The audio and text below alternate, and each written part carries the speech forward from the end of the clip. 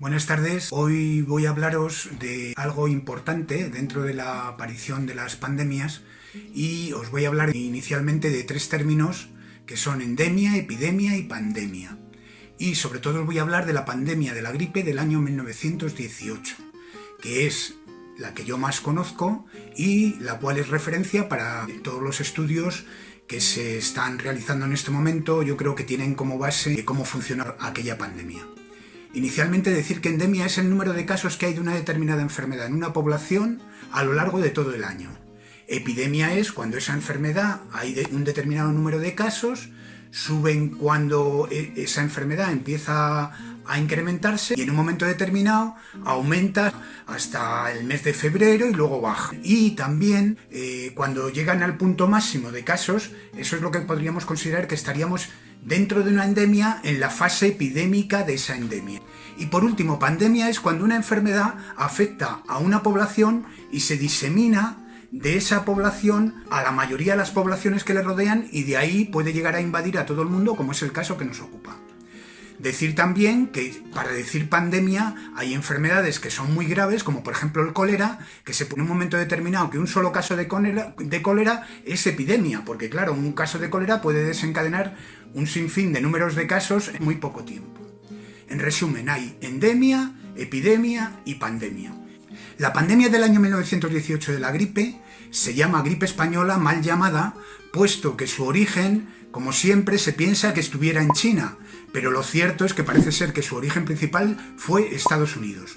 Y sobre todo la ola inicial, que sería a finales del año 17, principios del 18, fue poco importante, pero sí que tuvo una ola muy importante en los meses de marzo y abril del año 1918, y en ese momento además se estaba produciendo el traslado de las tropas norteamericanas, porque era la guerra del 14, hasta Francia. Y eso provocó la diseminación a todo el continente europeo y de ahí a todo el mundo de aquella gripe que no. Ahora me voy a centrar en tres cosas muy importantes para decir que dentro de una enfermedad que es endémica, por ejemplo la gripe, ¿cuándo se convierte en pandémica?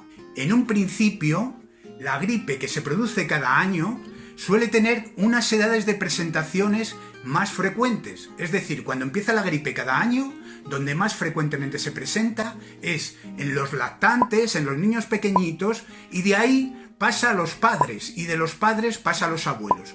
Todo esto en el intervalo de tiempo que dura la fase epidémica de la endemia de gripe.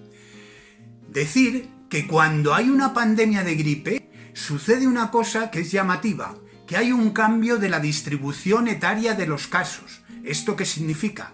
Que la edad en que se presentan los casos, en vez de ser en la gripe, en el caso de la gripe, lactantes, adultos y luego ancianos, resulta que cuando hay pandemia, lo que sucede es que la edad de los casos iniciales cambia de distribución.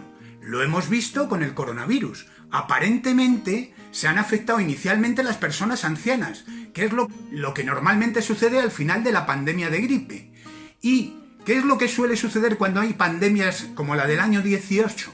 Pues lo que sucede es que la distribución etaria de casos es sobre todo en grupos entre 5 y 14 años de edad. Eso es lo que pasó en la pandemia del año 18. Y no solo eso, sino que afectó a la población más joven. Y sobre todo afectó a las mujeres embarazadas y a aquellas personas que estaban inmunocomprometidas. ¿Qué otra cosa caracteriza y diferencia una endemia de una pandemia? ¿Qué es lo que sucede cuando hay una pandemia?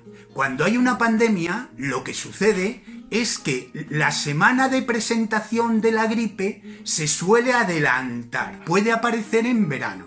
Eso sucedió tanto en la pandemia del año 18 como en la del 57, como en la del 68. Y otro factor importante, muy importante, el más determinante de todos, que hace ver que se puede estar produciendo una pandemia, es algo que ha sucedido con el coronavirus, que es lo siguiente. Cuando estamos con una enfermedad que hay una situación de endemia, hay una disociación clara entre los casos clínicos y los casos serológicos. ¿Qué significa esto?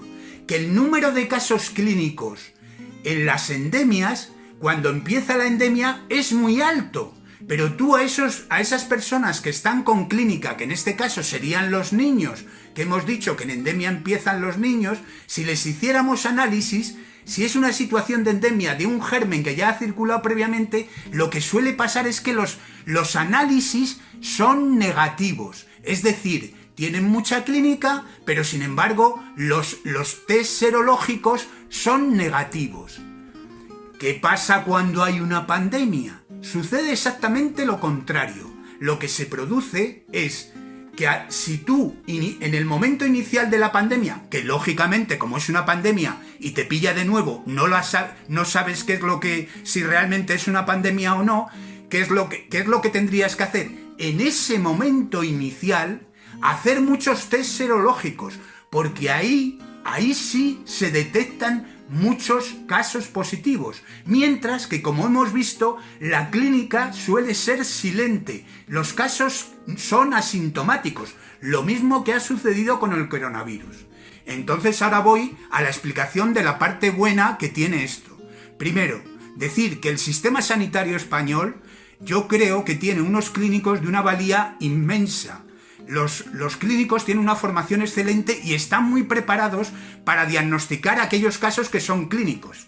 En este momento, si viniera una segunda ola en octubre, si previamente ha habido casos de sospecha, que lógicamente los clínicos españoles van a estar al tanto y van a estar vigilantes, si aparecen casos de sospecha, sobre todo en adolescentes o en niños de 5 o 6 años, ahí es donde hay que incidir.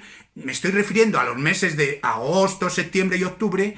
Ahí inicialmente, seguramente, si a esos les hacen análisis, a lo mejor ahí se caza el virus. Porque a lo mejor ahora, en este momento, por muchos test que hagamos, entra dentro de lo posible que el virus está empezando a desaparecer y en este momento haya menos test serológicos positivos. Es muy importante y será muy de valorar el test de seroprevalencia que se está haciendo. Ahí vamos a ver si ha habido niños afectados. Y es llamativo que en un estudio que han hecho en China sobre 2.000 niños, 56% de esos niños habían sido asintomáticos. Es de esperar que en el test que están haciendo de seroprevalencia nos encontremos con que una porción importante de los niños, en teoría, habrán pasado el coronavirus. No obstante, tampoco me gusta ser profeta y el estudio dará lo que dará. De momento nada más y ya os contaré más historias con respecto a la gripe. Muchas gracias por vuestra atención.